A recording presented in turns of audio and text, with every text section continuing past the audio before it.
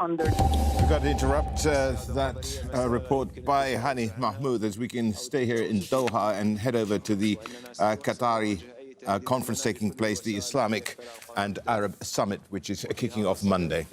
Conceivable under the international law.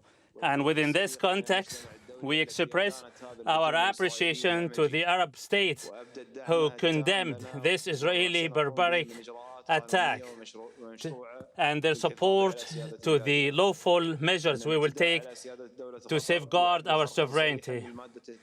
Attacking Qatar's sovereignty is a violation of the UN Charter, namely Article 4, which prohibits the use of force against countries and its sovereignty.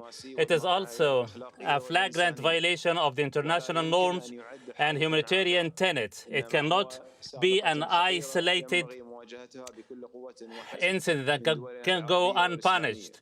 It must be met with fierce and firm measures. The inhumane Israeli government and with their acts have sent out a message that they have crossed all the red lines. They will continue to undermine and destabilize any state in the world and undermine any political efforts that stands in conflict with their agenda or expose the falsehood and falseness of their propaganda. That's why we cannot remain silent in the face of this barbaric attack, and we take harsh measures in order to prevent further action. If we remain silent, we will be faced with an unlimited and countless series which will end up in total destruction, and no country will be spared. Valued, respectable, distinguished guests, it's time for the international community to abandon dual standards and to hold Israel accountable for all the crimes perpetrated by them. Israel must know that the continued genocidal war against the Palestinian people, aiming at forcibly transferring them outside of their homeland, cannot succeed, no matter what false justification be provided. All these attempts are known, exposed, and rejected by the international community. The Israeli government continued to turn down proposal after the other, intentionally widening the circle of war, placing the region's peoples, including their own, to a grave risk.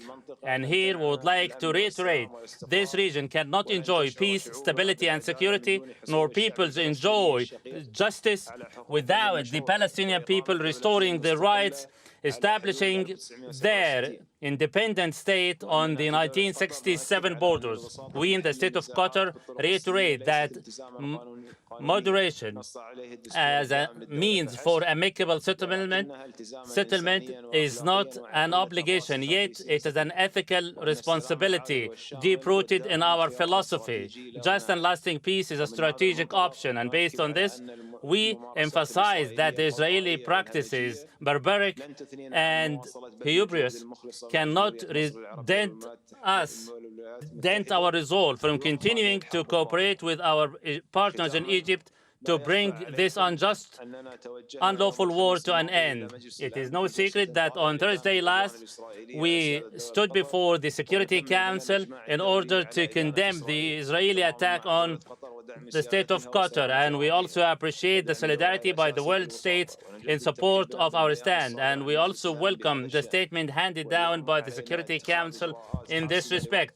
Today, we must take harsh measures to put an end to Israel's hubris and their continued violation of the international law and countless crimes under cover from the international community.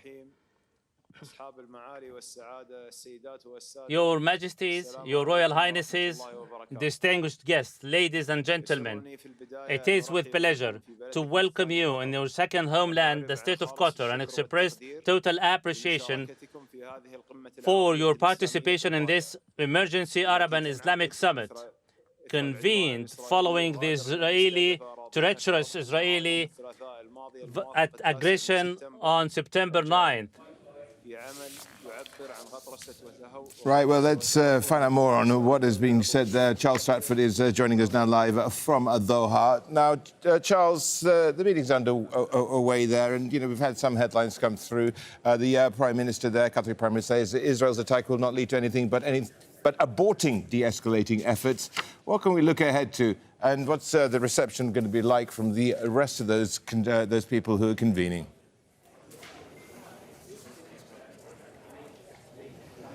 Hi there. Yes, sorry, the comms here is very distorted. I only made a little bit of your question out there, but yeah, we have a statement now that has been made by the Qatar Prime Minister, and a statement again lambasting Israel and demanding some form of accountability. Some of the statements, as you can well expect, were very strong. He described the attack in Qatar as a violation of the UN Charter, and a flagrant violation of international law, which of course he has said before, and it's this kind of language that has been echoed not only by regional leaders, countries close by, but the wider world too. He said that Israel's action cannot go unpunished. We cannot remain silent, he said.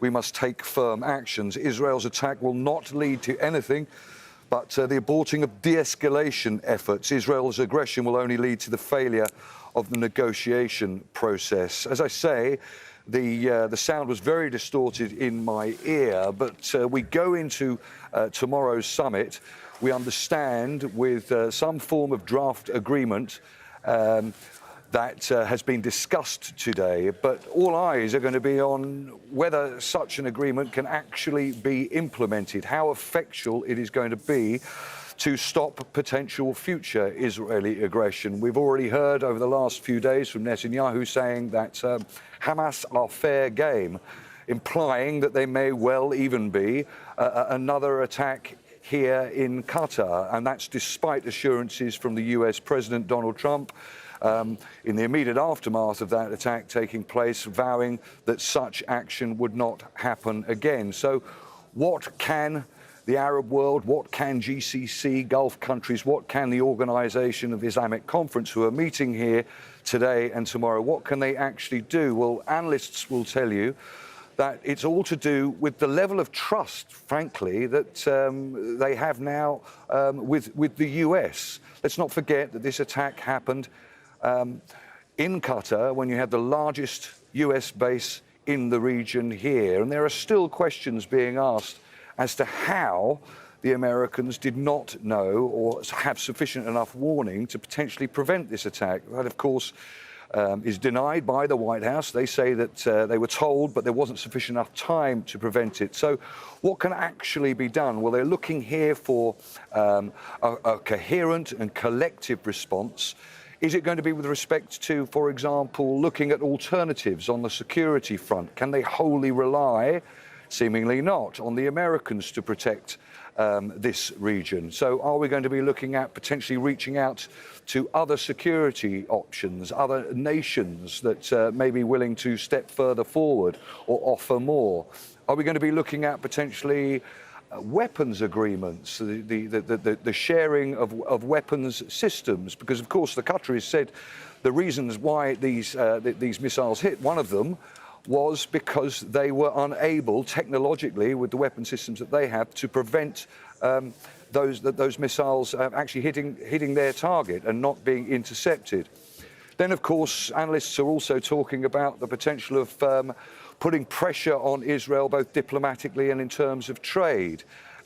Think about the three countries that have signed up, that are members of the Abraham Accords since 2020, namely the UAE, Bahrain, and Morocco, that have full diplomatic relations with Israel and, you know, billions of dollars worth of trade as well. So what kind of pressure can those countries put on Israel? The fundamental emphasis, though, and question really is, whatever statements come out of this summit tomorrow, how they can be implemented. Because it is fair to say that the Arab League, that GCC countries, and that the Organisation for the Islamic Conference, though arguably not coming up against such a major crisis as this before, have made statements pertaining to security in various other different arenas regarding other crises, and are accused of not being effective enough. So it's going to be very interesting to see, firstly, what this agreement actually holds, and then, of course, whether indeed it can be implemented. Charles, thank you very much indeed. Charles Stratford there, joining us from the media centre where this summit is taking place here in Doha.